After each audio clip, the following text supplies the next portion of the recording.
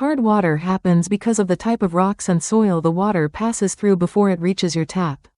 It contains extra calcium and magnesium, which are common dietary minerals. It is mainly a household issue, not a health issue. But it can cause some problems, such as limescale buildup in kettles, heaters, and pipes. Soap that doesn't lather properly. Stains on dishes and faucets. And dry skin or hair in some people. So, how do you treat hard water? Is it possible to create your own treatment unit?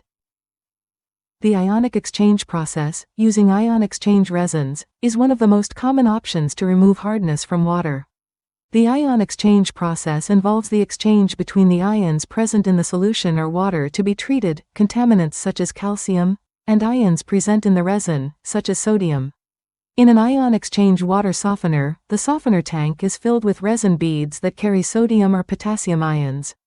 When hard water passes through it, calcium ions and magnesium ions, hardness minerals, swap places with sodium on the resin. The hard water passes through the column and calcium ions are retained in the resin while sodium ions go into the water. This removes hardness from the water. When the resin gets full or saturated with calcium and magnesium, the system regenerates using salt, sodium chloride, or potassium chloride. The brine flush pushes sodium and potassium ions back onto the resin and washes calcium and magnesium to the drain. So, is it possible to build a deionizer yourself? Or is it better to buy one?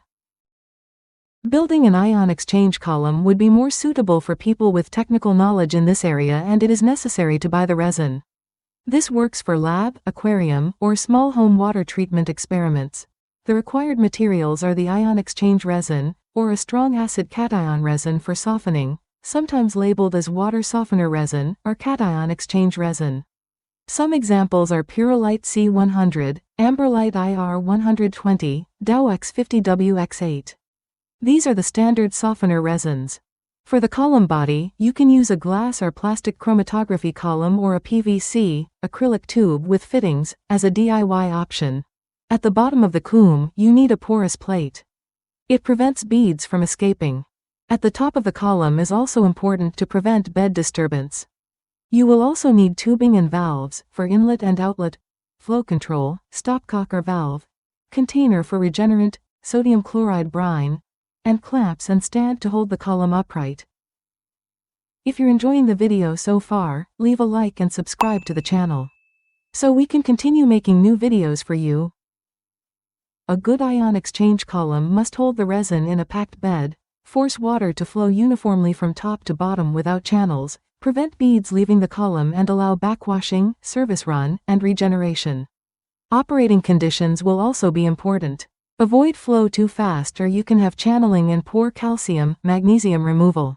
Use transparent tubing column if you want to visually inspect the bed.